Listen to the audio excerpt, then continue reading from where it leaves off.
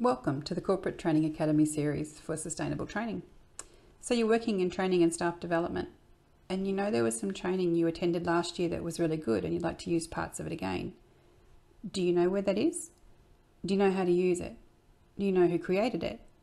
Oh, here it is, excellent. And there's 5 different versions of it. Frustrating scenario I've seen played out too many times. So we're going to look at how to create sustainable training over a series of videos. And as my friend Belinda says, begin as you mean to go on. Get it right early and your life as a trainer will be much less frustrating.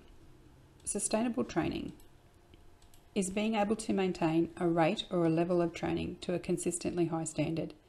It's being able to be used without being completely used up or destroyed, so your training is stored and saved appropriately and repurposed for future use.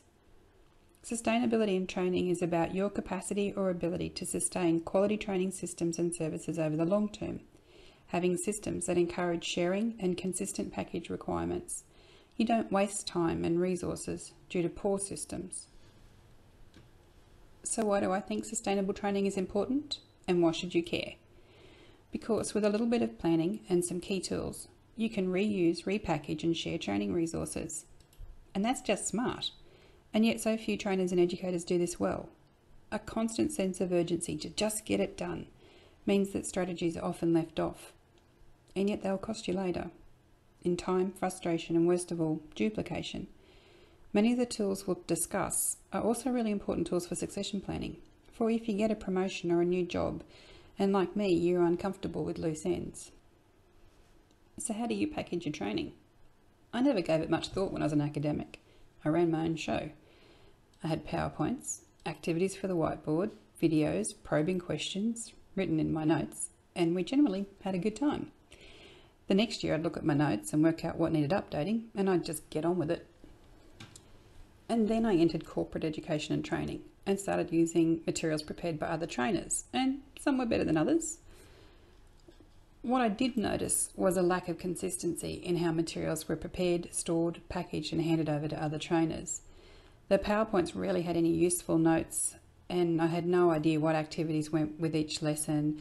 There were more often than not activities, handouts or other resources missing from the file, and the outcome was wasted time, duplication of efforts to create something that's apparently hidden somewhere, or just trying to make sense of someone else's methodology with insufficient information. I found it very frustrating. Now, I'm not saying I love working with other people's materials, because sometimes I'd really rather start again, depending on the quality of the product. But at least give me the whole product, so that I can make some decisions about reviewing the materials prior to training. So what can you do?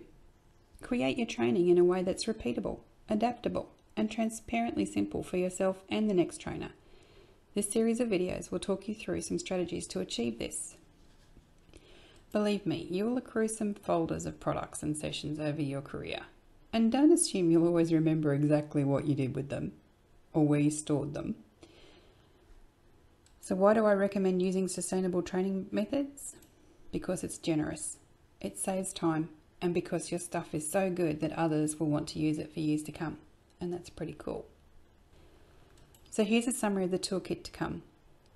Intellectual property and systemized sharing. We're going to look at lesson plans, PowerPoint facilitator notes, which I think are incredibly underutilized, version control and review checklists, file names and archivings. The posts will come with templates that you can use and fill in, and videos on how to use them. I hope you find them useful and that you understand the importance of creating products that can be reused and repackaged. Make it once, use it multiple times in multiple ways, so you can create better outcomes faster through sustainable training practices. So was this useful? I hope so. If so, leave a comment, share the video, use it to start a conversation with your team, use it to train other staff. I look forward to working through the series with you, and I hope you find this interesting and useful. Goodbye for now.